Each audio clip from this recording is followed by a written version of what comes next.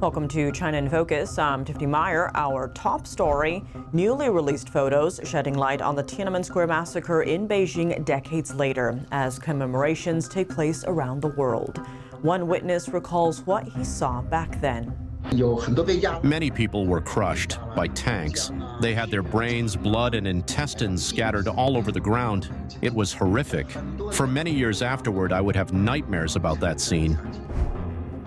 Beijing still denies the massacre occurred. Taiwan's president, Lai Ching-te, is pressing Beijing to acknowledge the truth and confront its past.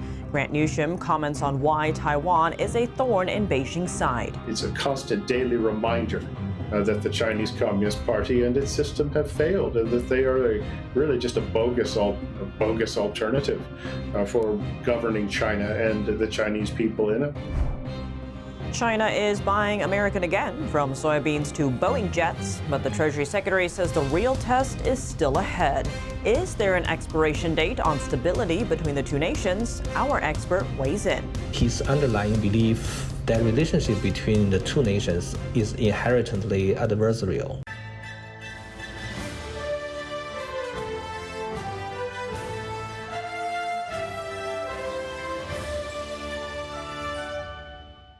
"37 years ago today, on June 4th, 1989, the Chinese Communist Party ordered the People's Liberation Army to open fire on its own citizens in and around Beijing's Tiananmen Square. What began as student-led calls for reform, anti-corruption, and freedom turned into one of the most brutal suppressions in modern history. Today, the CCP still censors any discussion of the events. What began as student-led calls for reform, anti-corruption, and freedom turned into one of the most brutal suppressions in modern history. Today, the CCP still censors any discussion of the events. We take a look at the commemorations, including an exclusive newly released archive of photographs, shedding light on a chapter of history the CCP has long sought to erase.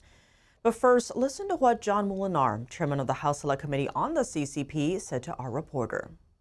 Well, it's important to recognize the victims that occurred in 1989, June 4th, and we are welcoming some speakers who are there right here at the Capitol, and they're going to tell their stories about that, as well as the transnational repression that they've faced here in the United States because of their outspoken willingness to speak the truth about what happened on that day. For 37 years, the CCP has called the Tiananmen Square protests a counter-revolutionary riot. A long-time hidden archive of more than 2,000 photos taken by an official photographer who was there is now being shared publicly by the Epoch Times. The images honor the victims and shed light on the regime's brutal actions. Reports indicate CCP authorities have responded by harassing and threatening individuals suspected of involvement, including Chinese, U.S., and Canadian citizens. Around the world, commemorations are being held in remembrance of those who lost their lives. The Victims of Communism Memorial Foundation is holding a candlelight vigil in Washington, D.C. to honor those killed during the massacre. Human Rights Watch reports that similar events are planned in more than 30 cities across 7 countries. On Wednesday evening, members of the San Francisco branch of the China Democracy Party held a rally in front of City Hall. They chanted slogans such as "Do not forget June 4th" and "The CCP is doomed." At a panel discussion in New York, a witness recalled what he saw that night. Many people were crushed by tanks. They had their brains, blood, and intestines scattered all over the ground. It was horrific. For many years afterward, I would have nightmares about that scene. Earlier this year, Olympic gold medalist Alyssa Liu drew attention in China because of her family history. Her father, Arthur Liu, took part in the 1989 Tiananmen Square protests before fleeing to the U.S. after the crackdown. As people began searching his background online, posts about the protests were quickly removed, highlighting how sensitive the topic remains in China. On Wednesday, Secretary of State Marco Rubio said the world remembers those who gathered to demand democratic reforms and accountability, adding that no amount of censorship can erase the past.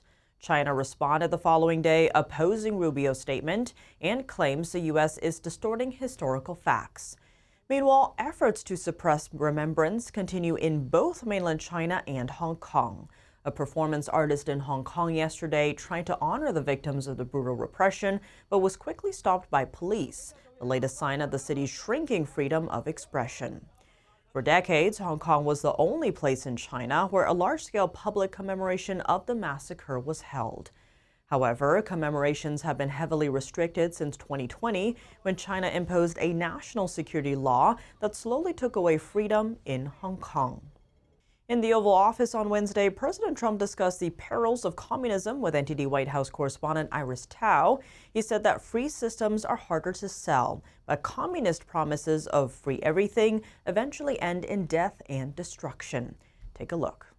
On communism, today you have some stern words on communism. I just wrote that. Did you like it? Did you think it was well written? Well, it's certainly very meaningful to a lot of Americans. Read it. I'd love to have you think it. He wrote that quote, "Communists always do well with the voters, or as they would say, the people, in the early years. But in the end, the country, state, or city goes to hell. Great violence proceeds at levels never seen before, and the entity dissolves into poverty, squalor, and crime. Remember, breathtaking popularity first, and then guaranteed death and destruction." Well, you see it happening with New York. You see it happening with Los Angeles and parts of California. And it's so easy, you know. I'd be the greatest in the world. Nobody would be as good as me. I'd give away everything. I could be the greatest. I would sell them. You're going to get free rent. You're going to get free houses. You're going to get free food. You're going to get free everything. But eventually that ends.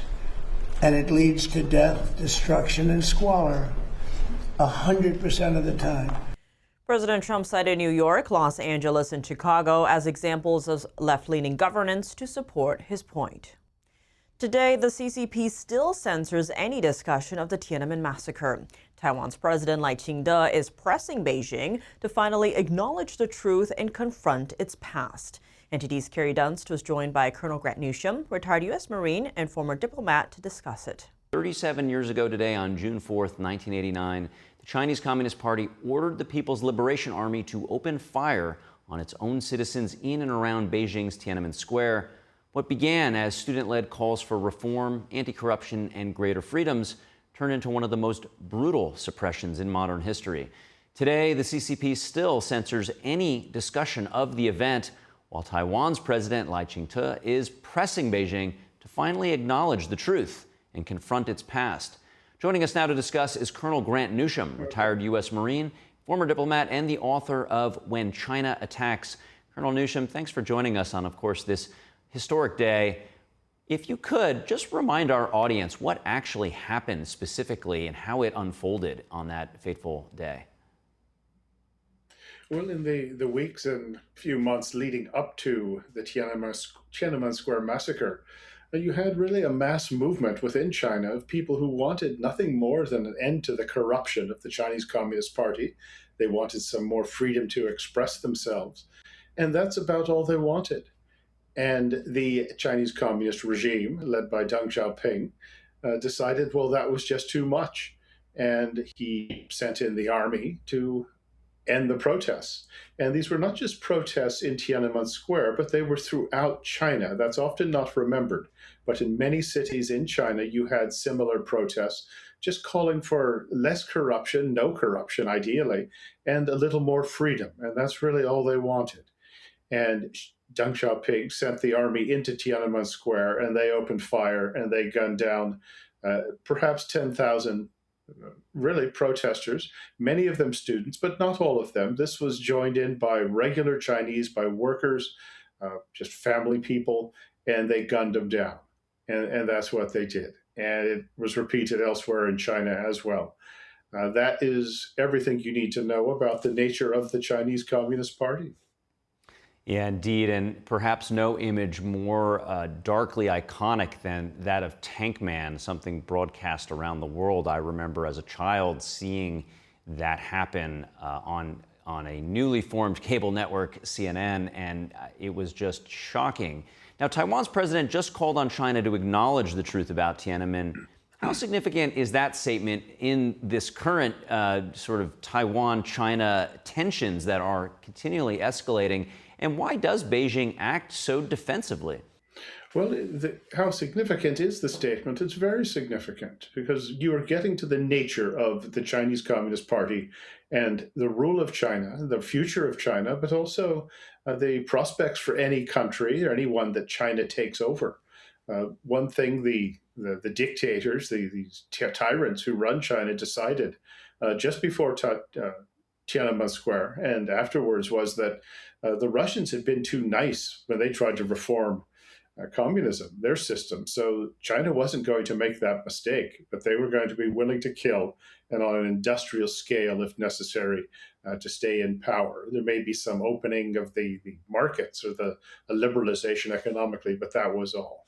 And what Taiwan is it terrifies the people who murdered the thousands in Tiananmen Square and continue to suppress and oppress Chinese people with a system George Orwell couldn't have believed in. What it really tells them, what it scares the daylights out of them, and because it shows that there is an alternative to the Chinese Communist Party system, and that is Taiwan. It shows that people who are sort of Chinese origins in many cases can actually live with all the freedoms that normal people take for granted, normal people in America, the freedoms for speech, liberty, movement, just complete freedom. They can handle the freedom to criticize their government. That's Taiwan, a vibrant democracy if there ever was one. And its very existence is a humiliation of the Chinese Communist Party and its leadership. And also it debunks this myth that Chinese can only be ruled, governed with a boot on the neck. It's a constant daily reminder that the Chinese Communist Party and its system have failed, and that they are really just a bogus alternative for governing China and the Chinese people in it. Chinese leader Xi Jinping is preparing for a high-profile visit to the U.S. this fall, but the relationship between Washington and Beijing remains complex. On one hand, economic cooperation is ramping up with major Chinese purchases of U.S. exports. On the other hand, the shadow of geopolitical conflict remains. While the administration hopes to balance fierce competition with smart trade, analysts warn that Beijing's core stance toward Washington is unlikely to change. Reducing the massive trade imbalance with China remains a top priority for the Trump administration. After the Trump-Xi summit in Beijing last month, China has committed to large purchases of American goods, including the 3 Bs: beef, beans, and Boeing. Leading the charge is Boeing. The aerospace giant secured a commitment from China for 200 aircraft.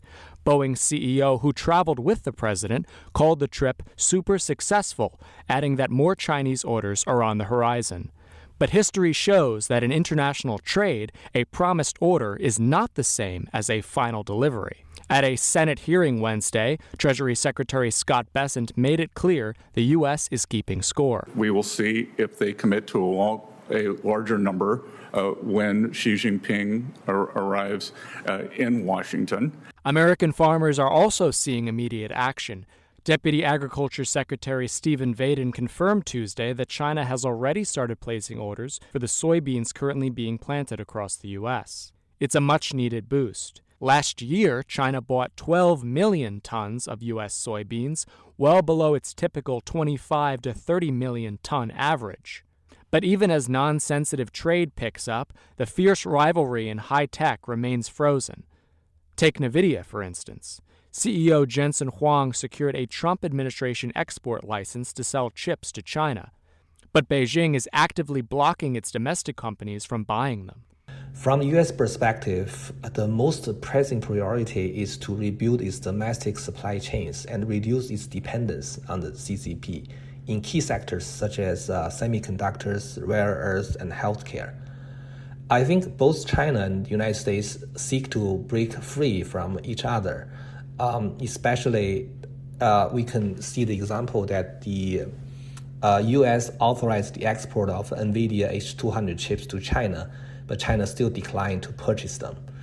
And CCP, I think from their perspective, they are trying to cancel products made in America.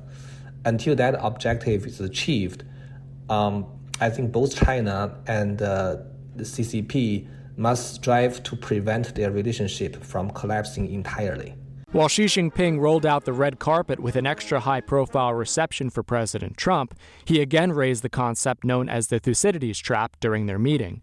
The theory suggests that conflict is nearly inevitable when a rising power confronts an established global power. The White House is emphasizing a dual-track approach, maintaining strategic competition with China while pushing economic gains through trade cooperation in non-sensitive sectors. But analysts say Beijing is unlikely to fundamentally change its long-standing approach towards Washington. Xi Jinping's perception of U.S.-China relations was laid bare by his invocation of the Thucydides trap, as it reveals his underlying belief that relationship between the two nations is inherently adversarial. The next major test of this relationship comes in fall, when Xi Jinping is scheduled to visit the White House at President Trump's invitation. Coming up, U.S. citizenship through surrogacy then raised in China. New legislation aims to close the loophole amid national security concerns. And what if a government could identify its critics before they ever speak out? A Chinese company is developing AI-powered technology not only to monitor dissidents, but potentially to predict who might become one. More on that after the break here on China in Focus. Welcome back to China in Focus. I'm Tiffany Meyer. New legislation is drawing attention to commercial surrogacy and its national security implications involving the Chinese Communist Party.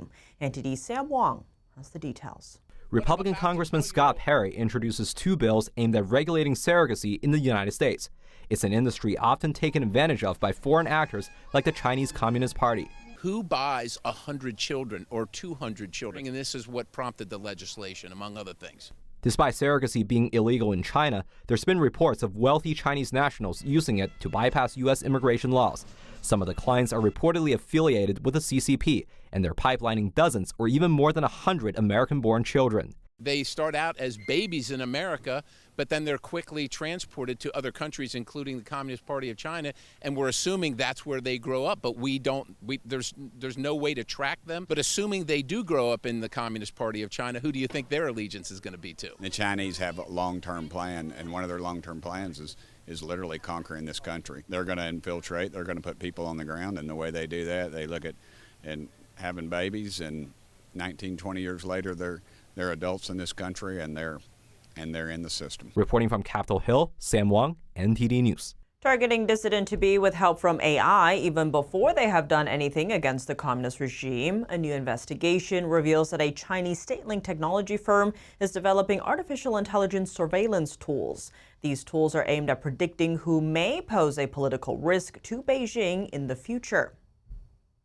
The company is called Gij Network. It is reportedly working on AI models that analyze location data, online activity, and social connections. The aim is to identify potential dissenters before any public action. Researchers at Vanderbilt University in Tennessee analyzed leaked documents. They say the system builds behavioral profiles based on daily habits, travel patterns, and internet use, effectively attempting to predict intent. The research reflects what analysts describe as a shift toward predictive surveillance. Experts say such systems raise concerns over the future of digital control and political repression.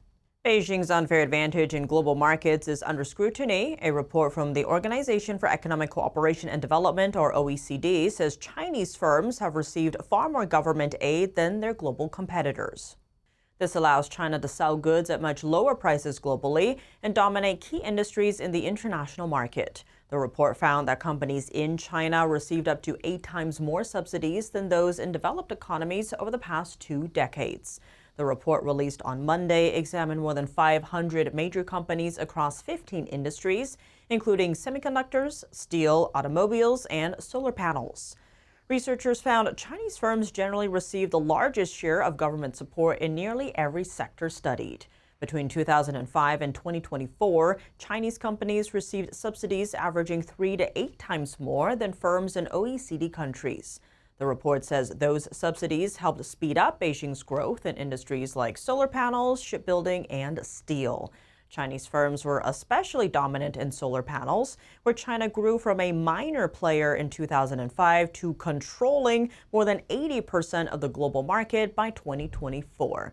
OECD officials warn that heavy subsidies create an uneven playing field in the global market and distorted competition. That's all for today's China in Focus. I'm Tiffany Meyer. If you have any feedback on the show or have something you'd like to see us cover, send us an email at chinainfocus@ntd.com. We'd love to hear from you. For on-the-clock original news coverage, visit us at ntd.com or download our NTD app. Thanks for watching. See you tomorrow.